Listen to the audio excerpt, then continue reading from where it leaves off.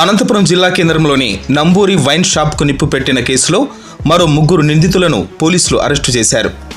Magistrate 14 రోజుల remand విధించడంతో వారిని జిల్లా జైలుకు తరలించారు. ఈ ఘటనలో ప్రధాన నిందితుడైన కోనంకి గంగారాం, ఇతని డ్రైవర్ వీరేంద్రబాబు మరియు డ్రైవర్ డొక్కా హరిలను 4వ పట్టణ పోలీసులు అరెస్టు చేశారు. ఈ నెల 12, 13 తేదీల మధ్యరాత్రి అనంతపురం నగరంలోని నంబూరి వైన్ షాపు యజమానిని బెదిరించి షాపును ధ్వంసం చేయడంతో పాటు నిప్పంటించి సుమారు 3 లక్షల రూపాయల ఆస్తి నష్టం కలిగించారు. ఈ ఘటనలో ఇప్పటికే 3 నిందితులను పోలీసులు అరెస్టు చేసి రిమాండ్కు పంపారు. ఇదే కేసులో పరారీలో ఉన్న మరో 3 నిందితులను తాజాగా అరెస్టు చేసినట్లు 4వ పట్టణ సిఐ జగదీష్ తెలిపారు. ఈ 3కి కోర్టు 14 రోజుల రిమాండ్ విధిస్తూ ఉత్తర్వులు ఇవ్వడంతో జిల్లా జైలుకు తరలించామన్నారు.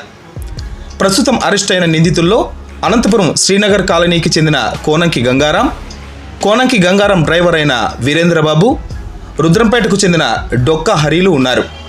ఈ 3ని ఈరోజు జడ్జి గారి ముందు హాజరుపరిచామని, ఈ 3 నిందితులకు 14 రోజుల రిమాండ్ విధిస్తూ గౌరవ జడ్జి ఉత్తర్వులు జారీ చేయడంతో ఈ 3 నిందితులను జిల్లా జైలుకు తరలించామని 4వ పట్టణ సిఐ జగదీష్ తెలిపారు.